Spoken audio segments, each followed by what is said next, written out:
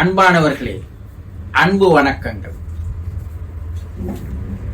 மனிதர்கள் மரணம் அடையும் போது அந்த கடைசி நிமிடத்தில், நொடிகளில் என்னத்தான் நினைக்கிறார்கள் என்று நினைத்து பார்க்கும்போது, இதையெல்லாம் பல ஆயிரம் ஆண்டுகளுக்கு முன்னாடியே நம்மளுடைய ரிஷிகள், முனிவர்கள், யோகிகள் எல்லாம் அனுபவபூர்வமாக புராணங்களாக, இதிகாசங்களாக, கதைகளாக எழுதி வைத்துவிட்டு சென்றிருக்கிறார்கள். என்ன எழுதி வைத்திருக்கிறார்கள்? எந்த ஒரு மனிதனும் இறக்கப் போகின்ற கடைசி அந்த நிமிடங்களில், உடலை விட்டு உயிர் வெளியேறுகின்ற அந்த தருணத்தில் என்ன நினைப்பான்?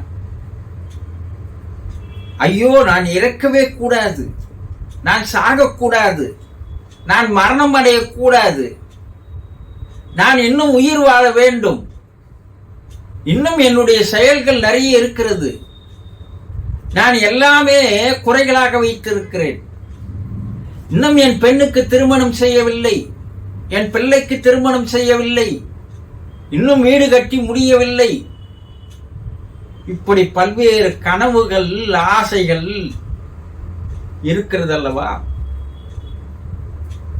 அவையெல்லாம் நிறைவேறாமல் போகும்போது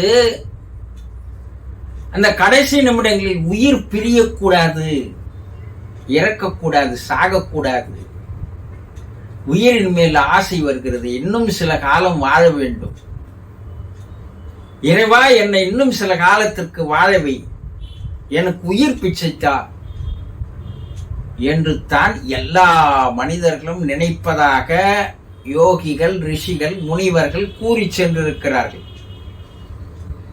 இது கற்பனையாக இருக்கலாம், கதை விட்டு இருக்கலாம் என்று கூறுபவர்கள் இப்போது இருக்கிறார்கள்.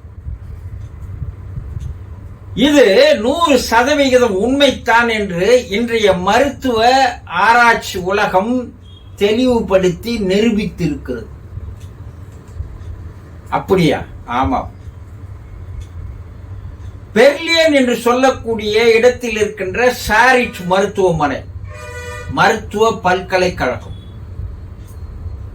ஓஹியோவில் இருக்கின்ற சின்சியாரிட்டி மருத்துவ பல்கலைக்கழகம், இதில் இருக்கின்ற மூத்த மருத்துவர்கள், விஞ்ஞானிகள், ஜென் ஸ்ட்ரேயர் என்பவருடைய தலைமையிலே மனிதனை இறக்காமல் செய்ய முடியுமா, இறக்கின்ற நிலையில் இருக்கின்ற மனிதனுக்கு உயிரை தந்து மறுபடியும் அவனை வாழ வைக்க முடியுமா, மரணமே வராத அளவிற்கு மனிதனை வாழ வைக்க முடியுமா என்பதை பற்றி பல ஆண்டுகளாக ஆராய்ச்சி செய்து வருகிறார்கள். அவர்கள் விபத்தில் அடிபட்டவர்கள், பக்கவாதம் வந்தவர்கள், மாரடைப்பு ஏற்பட்டவர்கள் என்று பல பெயரை வைத்து அவர்கள் ஆராய்ச்சி எங்கே ஆரம்பித்து முடிக்கிறார்கள் என்றால் மூளையில் தான் அவர்கள் ஆராய்ச்சி செய்கிறார்கள். ஏன்? ஒரு மனிதன் இறக்கிறான் என்றால் அவனுடைய இருதய துடிப்பு நின்றுவிடும், நாடி துடிப்பு நின்றுவிடும், மூச்சு நின்றுவிடும், இரத்த ஓட்டம் நின்றுவிடும், உடல் குளிர்ச்சியாகிவிடும். இவையெல்லாம் இறப்புக்கு காரணங்கள். ஆனா இவையெல்லாம் நடந்தாலும் கூட மூளையினுடைய செயல்பாடு, இவையெல்லாம் நின்ற பிற்பாடு கூட சில நிமிடங்கள் செயல்பட்டு கொண்டிருக்கிறது என்பதை கண்டுபிடித்திருக்கிறார்கள். அது ஒரு 10 நிமிடமா இருக்கலாம், 20-30 நிமிடமா கூட இருக்கலாம். அப்ப அந்த உயிர் போகின்ற நேரத்தில் அந்த மனிதர்கள் என்ன நினைக்கிறார்கள் என்பது எல்லாம் அந்த மூளையில் பதிவாகும். அப்படி மூளையில் பதிவான அந்த எண்ணங்களை அவர்கள் ஆராய்ச்சி செய்து அந்த மூளை செல்களில் பதிவாகி இருக்கின்ற அந்த எண்ணங்களை, நினைப்புகளை அவர்கள் பதிவிறக்கம் செய்யப்பட்டு பார்க்கிறார்கள். அதில் என்ன இருக்கிறது என்றால்,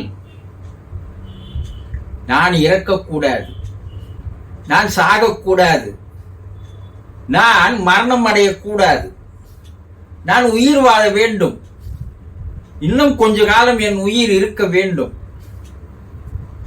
என்னுடைய நிறைவேறாத ஆசைகளை எல்லாம் நான் நிறைவேற்றிக் கொள்ள வேண்டும், இறைவா என்னை உயிர் வாழ விடு, எனக்கு உயிர் பிச்சை கொடு